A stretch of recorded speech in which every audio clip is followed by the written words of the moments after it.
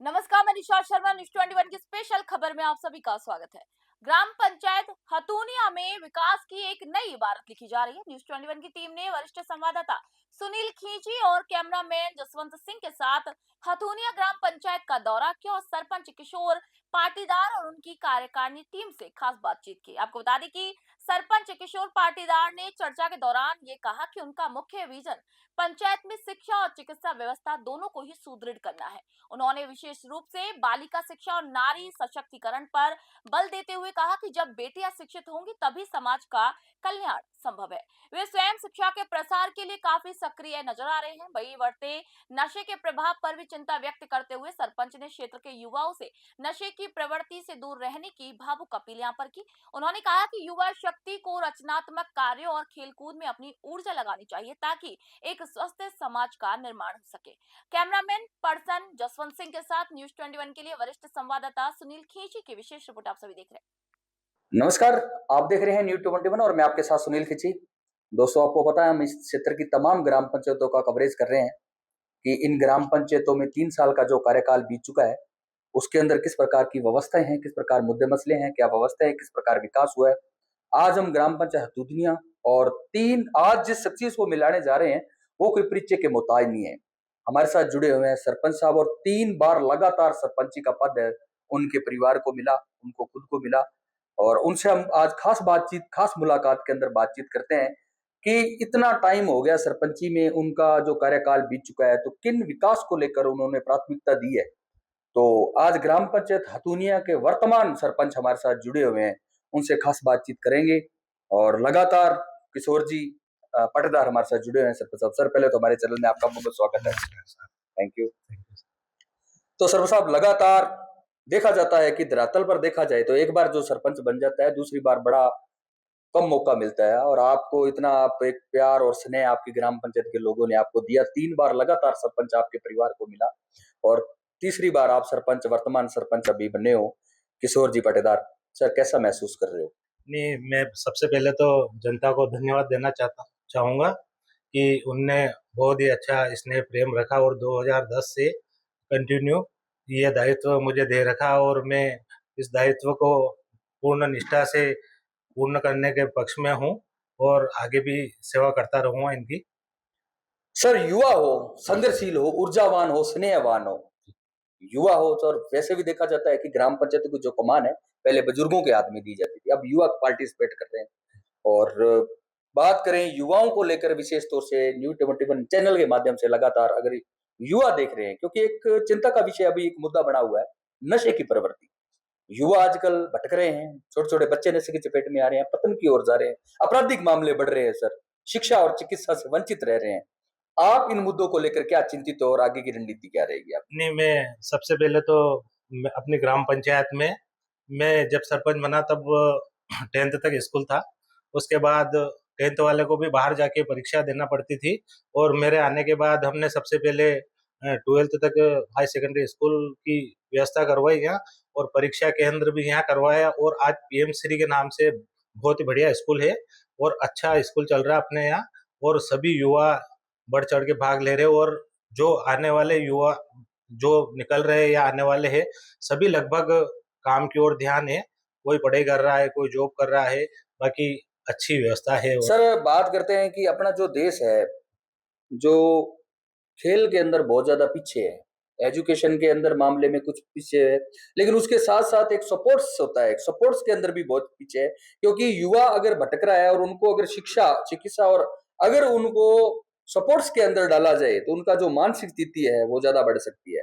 तो सपोर्ट्स के अंदर आपने क्या खेल मैदान में ट्रैक वगैरह किया? नहीं, खेल मैदान भी बना रखा है उनके लिए, पर गांव की स्थिति ऐसी है कि थोड़ा सा काम रहता है इसलिए बच्चे कम ही टाइम दे पाते हैं और खेती वाला गांव है तो खेती में समस्या रहती है थोड़ा सा टाइम निकालने में। दूसरा मुद्दा सर मेरा रहेगा कि वैसे तो देखा जाता है कि आरसीसी ब्लॉक वगैरह या आरसीसी सड़क वगैरह, ब्लॉक वगैरह, या बात करें प्रधानमंत्री आवास योजना, शौचालय योजना, चिरंजीवी भामाशाह योजना, ग्राम पंचायत भवन निर्माण, भव्य निर्माण, सामाजिक भवन, ऐसे अनेकों प्रकार की जो योजनाएं हैं सरकार की वो आती है। और आपने अपनी ग्राम पंचायत में 15 सालों में ऐसा कौन सा ऐसा विकास किया जो लगातार आपको ये जनता प्यार दे रही है? ऐसा कौन सा विकास आप कर रहे हो, थोड़ा बताइए। नहीं, विकास तो 15 साल से पहले तो कोई विकास हुआ ही नहीं था गाँव। जी आज आप भी खुद गाँव में घूमे होंगे तो जी आपने देखा होगा ग्राम पंचायतों की ये स्थिति की एक मांगलिक भवन नहीं और अपने हथुनिया में 2-2 मांगलिक भवन है देखा और पूरे गाँव में लगभग सीसी पूर्ण हो चुकी है।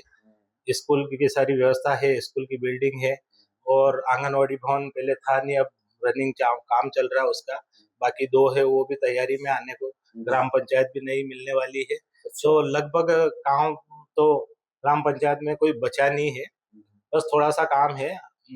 कॉम्प्लेक्स बनाना है, हाट बाज़ार बनाना है, उसकी भी एक फाइल चल रही है और उसमें बहुत जल्दी ही हम सफलता पाएँगे और बहुत जल्दी एक बढ़िया कॉम्प्लेक्स बनाएँगे और ग्राम पंचायत की आय का बढ़ोतरी करेंगे। सर बात करें ग्राम पंचायत के अंदर एक मुद्दा चिंता का और विषय बना हुआ है बालिका शिक्षा पे, क्योंकि ये एक ड्राइल एरिया माना जाता है, यहाँ पे बालिकाओं को पढ़ने बाहर नहीं दिया जाना जाता है। लेकिन यहाँ शिवराज जी की जो सरकार थी, उन्होंने भी काफी प्रयास किया था और अब जो मोहनलाल जी यादव की सरकार है, वो भी काफी प्रयास कर रहा है बालिका शिक्षा को लेकर। तो ये थोड़ा ड्राइल एरिया माना जाता है, तो इस ड्राइल एरिया के अंदर क्या है कि थोड़ा अलग से जैसे जंगल वगैरह का एरिया माना जाता है, तो यहाँ बाहर पढ़ने के लिए बच्चों को नहीं भेजा जाता है। अगर यहीं कोई बढ़िया महाविद्यालय, कन्या महाविद्यालय बना दिया जाए तो और भी शिक्षा को बेटर मान लो बालिका शिक्षा पे और नारी सशक्तिकरण के ऊपर ध्यान दिया जाए, तो ये भी जो क्षेत्र है जो तमाम मुद्दों को लेकर निश्चित ही होगा। आपकी क्या राय रहेगी? नहीं, बिल्कुल आपने सही मांग रखी और अपने स्कूल की जो मैं बात कर रहा था अभी, स्कूल की ये स्थिति है कि बालक कम है और बालिका ज्यादा है। जी और समस्या आपने जो मुद्दा उठाया है, आपने जो बात करी उसके लिए मैं आपको भी धन्यवाद देना चाहूंगा कि ये 12th हाई सेकेंडरी होने के बाद बालिका को पढ़ने में बड़ी दिक्कत आ रही है। तो महाविद्यालय की तो माननीय विधायक जी को हम बार बार जब भी कोई प्रोग्राम होता है या जब भी हम हमारा मिलना होता है तो हम यही बात करते हैं कि हमारे बालिका के पढ़ाई की बड़ी समस्या आती है, तो आप कहीं व्यवस्था करवाए हमारे महाविद्यालय की आसपास या अपने यहाँ भी हो जाए। बहुत बढ़िया स्टैंड है स्कूल का भी, तो चाहते हैं और प्रयास भी है और सरकार से मांग भी करेंगे। बिल्कुल आप सर सरपंच साहब, ये एक ड्राइल एरिया माना जाता है, पहले भी मैं ये बात दोहरा रहा हूँ, क्योंकि यहाँ पे सबसे ज्यादा जल जो पानी की व्यवस्था है वो बहुत ज्यादा कम है। पहले तो आज से 10-15-20 साल पहले तो जो औरतें थी 10-10 किलोमीटर दूर से जो घड़ा लेके और पानी लेकर आती, लेकिन आज जो व्यवस्था है वो काफी सुचारू हो चुकी है, क्योंकि जो सरकारें हैं वो बहुत बढ़िया जल मिशन योजना के तहत विकास कर रही है और जल हर घर नल ये भी एक मिशन है मोदी जी का भी, और स्वच्छता मिशन है, इसको भी प्रयास कर रही है। इसमें आप क्या भागीदारी कर रहे हो? आपका क्या मोटिवेट रहेगा? नहीं, सरकार की तरफ से तो बहुत बढ़िया पहल है और बहुत अच्छी पहल है जल जल जीवन मिशन वाली, पर निचले स्तर पे कुछ काम में गड़बड़ियां हुई, वो बड़ी दिक्कत आ रही है, वो समस्या है।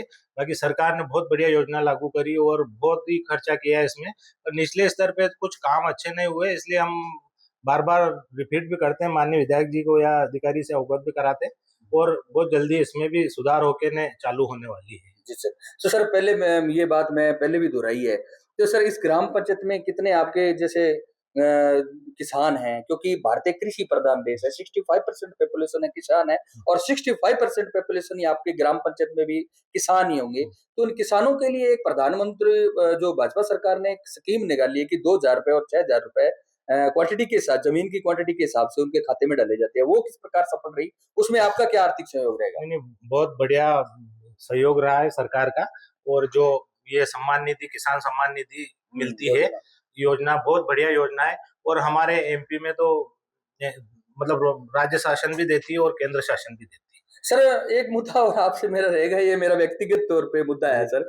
व्यक्तिगत तौर से मेरा ये सवाल है, अभी युवा हो सर और 3-4 कार्यकाल के अंदर सरपंच पद पे विराजमान हो रहे हो, क्या आपको लगता नहीं है कि यार इससे भी आगे बढ़ना चाहिए? अगर जनता का और पार्टीबाजी का, अगर पार्टीबाजी आपके कोई बड़े कैंडिडेट देख रहे हैं तो उनको क्या आश्वासन करना चाहोगे कि या सरपंच तक ही रखोगे या आगे भी कुछ लेके जाओगे? नहीं, अभी तक तो कोई प्लान बनाया नहीं है और वो ऊपर वाले की इच्छा, फिर जो भी आगे देखा जाएगा। जी जी, धन्यवाद। धन्यवाद। हमारे साथ युवा सरपंच साहब हथुनिया ग्राम पंचायत के हमारे साथ जुड़े हुए थे, उनसे खास प्रोग्राम के अंदर खास बातचीत हमारी हुई है काफी मुद्दों पर। आगे भी दोस्तों पूरी ग्राम पंचायत के अंदर कितना 3 सालों में, अभी जो कार्यकाल है 3 सालों में क्या विकास करवाया है उन्होंने, और पहले भी 10 साल सरपंच जो लगातार वो सरपंच रह रहे हैं, क्या क्या विकास करवाया पूरी ग्राम पंचायत के अंदर, पूरा आपको व्यू दिखाएंगे यहाँ क्या क्या विकास हुआ है, कौन कौन से मुद्दों पर प्रकाश डालेंगे। देखते रहिए New21 को। मैं सुनील खिची, और सर हमारे चैनल में 10 मिनट देने के लिए बहुत बहुत धन्यवाद। धन्यवाद सर। लाइक करें, कमेंट करें, शेयर करें और अपनी अपनी सरपंच साहब के लिए थैंक यू। जो भी आप कमेंट करना चाहो कमेंट बॉक्स में जरूर दीजिए अपनी अपनी राय। थैंक यू, जय हिंद।